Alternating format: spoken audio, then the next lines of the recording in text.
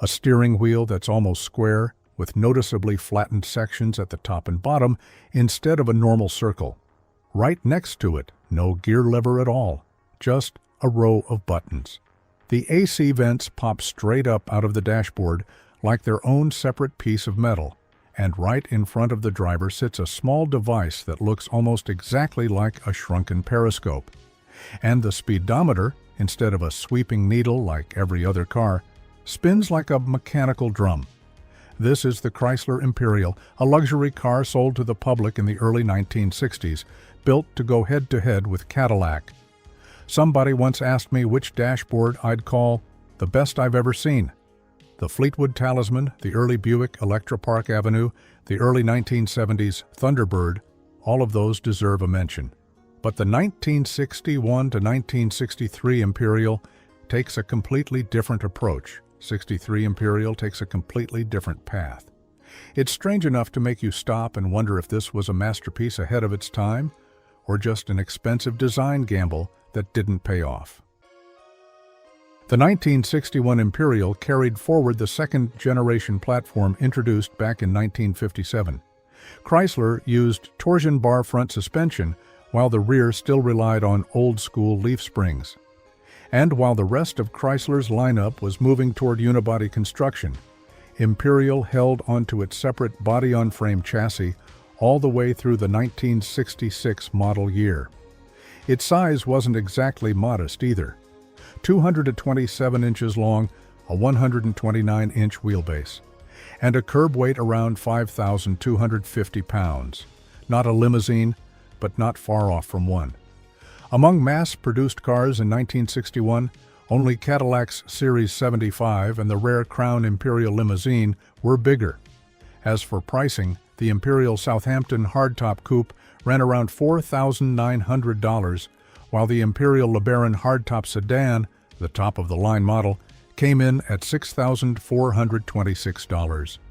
Over at Cadillac, the cheapest Series 62 started at $5,080, while the Eldorado Biarritz, the priciest convertible in the lineup that year, was $6,477. Those two price ranges basically ran parallel. Imperial was never trying to be the budget alternative to Cadillac. Chrysler was asking buyers to spend almost exactly the same amount of money for a completely different interpretation of what luxury meant. Cadillac had spent decades selling familiar prestige. Imperial had to win people over with something Cadillac didn't have, a design that couldn't be mistaken for anything else on the road. The 1961 to 1963 window marked the final stretch of the Virgil Exner era, when excess was still the reigning philosophy in Detroit.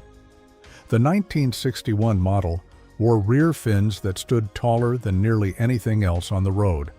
Then those fins were toned down in 1962 and pared back even further by 1963. It wouldn't be until 1964 that Imperial finally shifted to a more traditional look. The front end refused to follow convention too. Freestanding headlights sat in carved-out pockets on the front fenders instead of being tucked into the grille like most cars of the era. That layout stuck around for all 3 years, 1961 through 1963, and it played perfectly off those towering rear fins. The exterior and interior of the Imperial were really speaking the same language. The fins, the freestanding headlights, the deeply sculpted surfaces, all of it made the car look like it was assembled from separate mechanical pieces rather than one continuous shape. Step inside, and it's the same story. The square steering wheel, the 2 control pods, the fixtures rising up off the dashboard, all keeping that same theme going. But could those massive fins and freestanding headlights really prepare you for the moment you actually sat down behind the wheel? Chrysler itself admitted this experience was hard to put into words. In the 1961 brochure, the company compared describing the Imperial to trying to capture the full power and nuance of a symphony using only a book. Instead of trying to explain it, they dared customers to just take it for a drive and let the experience speak for itself. That wasn't just marketing fluff. This dashboard really is hard to describe if you've never seen it, and its strangeness wasn't just a matter of modern standards. Even when the car was brand new on the showroom floor, it already looked unusual. The first thing you'd notice is that nearly square steering wheel. The shape opens up extra room at the top and bottom, and when you turn it, your hands have to travel up and down along those flat edges instead of gliding smoothly around a circle. That feeling is most obvious when the wheel returns to center. Your hands almost have to lift away to clear the squared-off edge. A handful of high-performance cars today also use steering wheels that aren't fully round, usually to improve visibility of the gauges or free up legroom. But that's 21st century thinking built for racing. On a luxury sedan from the late 1950s and early 1960s, this was an extremely unusual choice, one that almost nobody else in the industry was willing to make. And that square steering wheel, as it turns out, was just the doorway into something even stranger. The two control pods flanking it are where the Imperial's dashboard truly turns into a command center.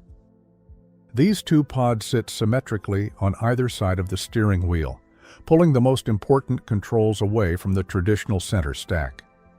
Instead of just glancing at one flat instrument panel, the driver is surrounded by buttons and indicator lights coming from every direction. The left pod houses the transmission controls. Imperial used push buttons to engage torque flight instead of a mechanical shift lever like most cars of the time. You didn't shift a lever, you pressed a button, and that mechanism became a visible part of the interior's whole layout, rather than something hidden away under the floor.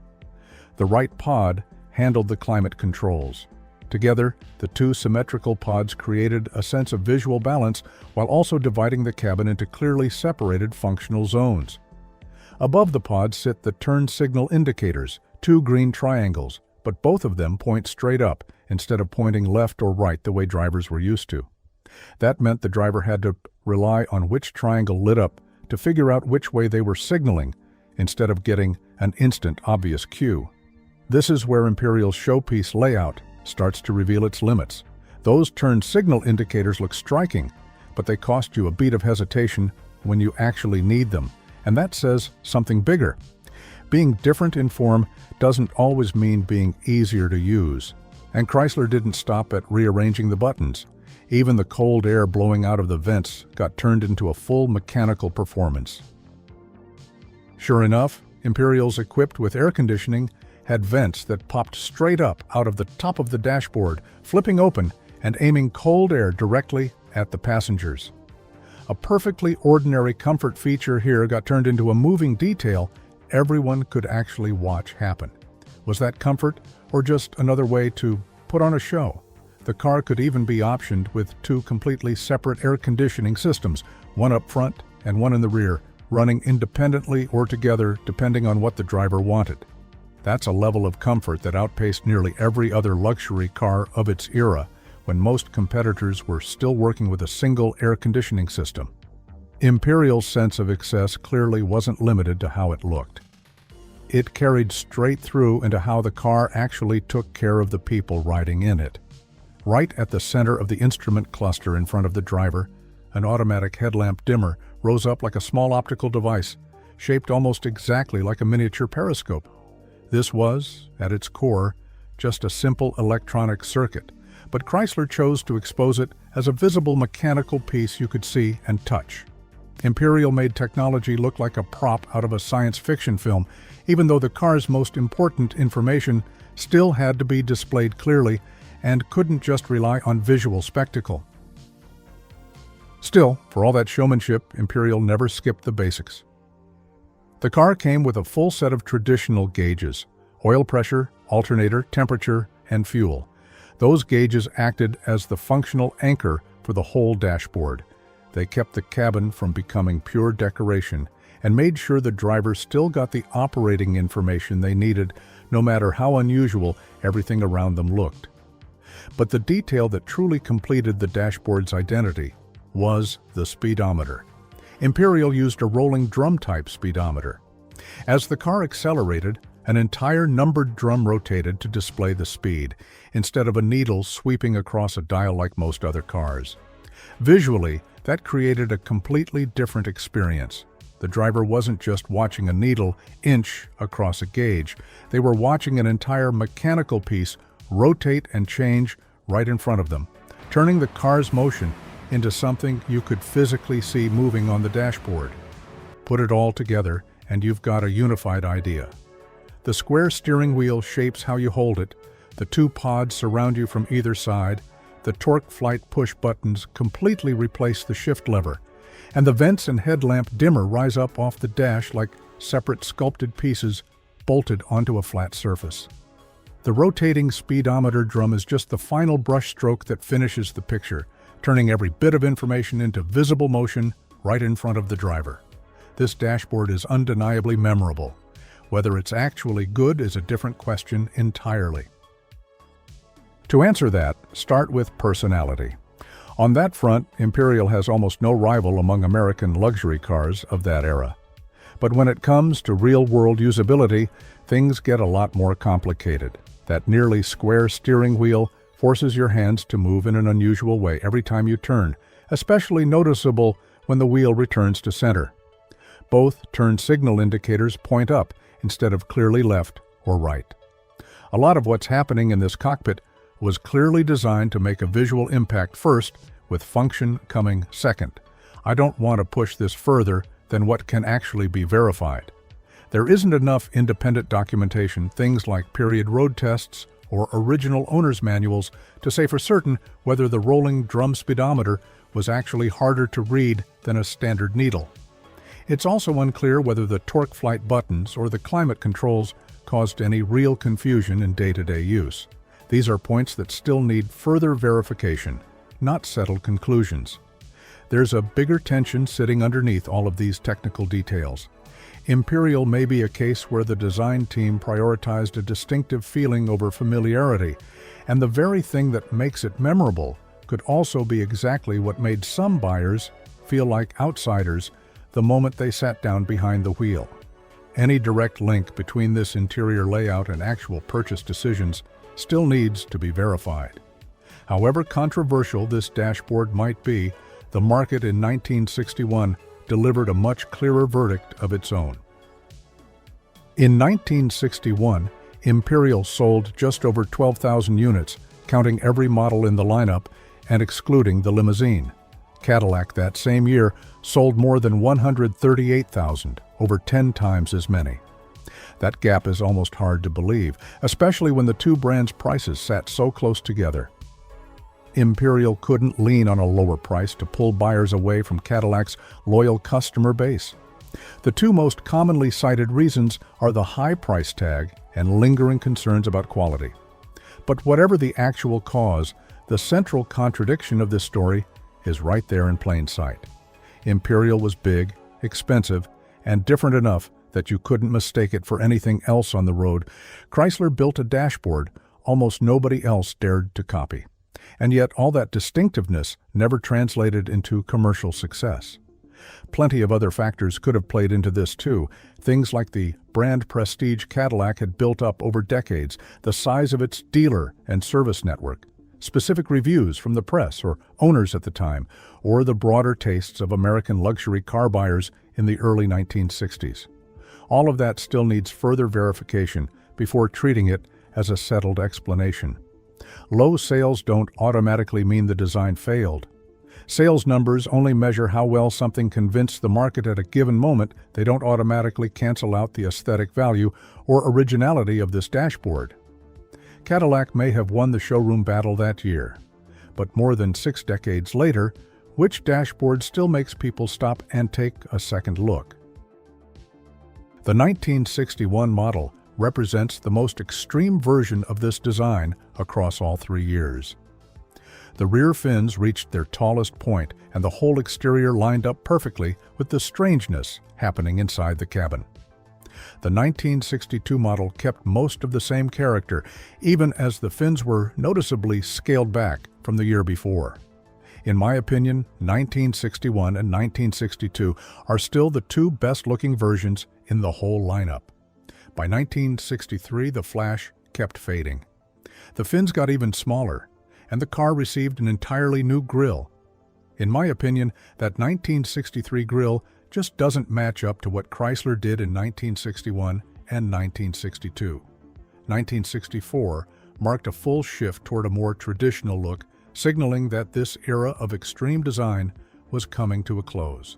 The specific reasoning behind that shift still needs further verification. The 1961 to 1963 dashboard only existed for a very short window. It belongs to a moment when Chrysler was still willing to turn an entire car into a visual statement, not just a way to get from point A to point B.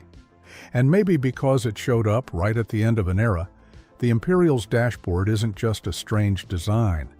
It reads like the final exclamation point on an entire philosophy of American luxury that was already fading out of Detroit. Judged strictly on functionality, the 1961 to 1963 Imperial probably isn't the best dashboard ever put in an American luxury car. We simply don't have enough evidence to say that with certainty. But if you're talking about how memorable it is, how much personality it has, this is one of the strongest contenders you'll find anywhere. Imperial turned its controls into a genuine performance. Nothing about the technology was hidden away. It was all placed right in front of the driver. Every detail, from the square steering wheel to the rotating speedometer drum, worked together to make this cockpit look nothing like Cadillac's or almost anything else on the market at the time. The market in 1961 clearly didn't reward Imperial with sales to match. Cadillac outsold it by roughly 10 to 1, but that low sales number, looking back more than 60 years later, is exactly what makes this design feel rare and special to classic car enthusiasts today. Chrysler may not have built the most intuitive or the most commercially successful dashboard in history, but they built a cockpit that couldn't be confused with anything else that ever rolled down an American street. Imperial lost to Cadillac in the showroom, but it won on a different front entirely, leaving behind an image that's hard to shake in the history of automotive design. The easiest dashboard to use and the best dashboard, it turns out, aren't always the same thing. And with the Imperial, what stuck around after more than 6 decades wasn't convenience. It was the fact that people are still talking about it, long after the last one ever rolled off the assembly line.